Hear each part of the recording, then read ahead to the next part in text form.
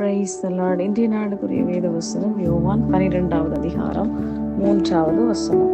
அப்பொழுது மரியாள் விலையேற பெற்ற களங்கமில்லாத நளதம் என்னும் தைலத்தில் ஒரு ராத்தல் கொண்டு வந்து அதை இயேசுவின் பாதங்களில் பூசி தன் தலைமயிரால் அவருடைய பாதங்களை துடைத்தாள். அந்த வீடு முழுவதும் தைலத்தால் பரிமளத்தினால் நிறைந்தது. அன்புக்குரியவர்களே, இந்த அருமையான காலை வேளையிலும் அருமைநாதர் இயேசு கிறிஸ்துவின் இனிய நாமத்தில் உங்களை வாழ்த்துகிறேன்.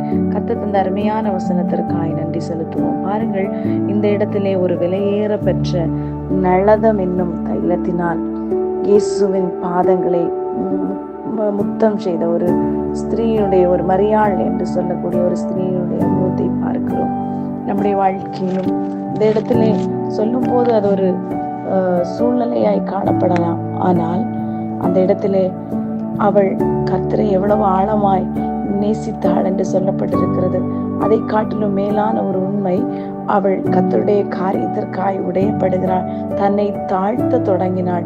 இரண்டாவது, அவளுடைய வாழ்க்கையிலே எல்லா காரியங்களும், அவளுடைய வாழ்க்கையில் அத்தனை மேட்டிமையான காரியங்கள் அந்த இடத்திலே உடைத்து அவள் ஒரு பரிமள தைலத்தின் வாசமாய் மாறுகிறாள். வாசமாய் மாறும் பொழுது மற்றுள்ளவர்களுக்கு பலன் கொடுக்க முடியும். அந்த வாசனையை மற்றுள்ளவர்களும் அனுபவிக்க முடியும்.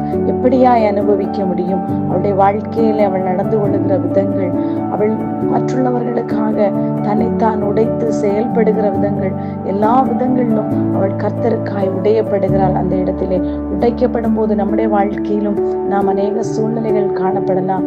ஆனால் நாம் இன்று உடைக்கப்பட்டிருக்கிறோமா? கர்த்தரை அறிந்து கொண்டோம் உண்மை, கர்த்தருடைய வேதத்தை வாசித்தோம் உண்மை, அவருடைய கட்டளையில் நடக்கிறோம் உண்மை. ஆனால் ஏதோ ஒரு இடத்திலே இன்னும் நாம் உடைக்கப்பட வேண்டியது இருக்கிறது. நாம் உடைக்கப்பட்டால் மாத்திரமே மற்றுள்ளவர்களுக்கு பலன் கொடுக்க முடியும். எப்படியாய் பலன் கொடுக்க முடியும்? ஆகையால் தன் கர்த்தருடைய வேதம் இப்படியாய் சொல்லுகிறது,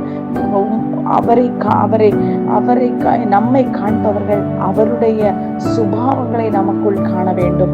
அப்படி ஆகும் போது, அவரை மற்றுள்ளவர்கள் காணும்போது, ஒரு இயேசுவின் அன்பை அவர்களுக்குள் நாம் பகரும் போது, அவர்களுக்கு கர்த்தருடைய ஒரு அன்பு பகரப்படுகிறது மாத்திரமல்ல, அவர்களும் இயேசுவின் அன்பை ருசிப்பதற்கான ஒரு சூழ்நிலை உருவாகிறது.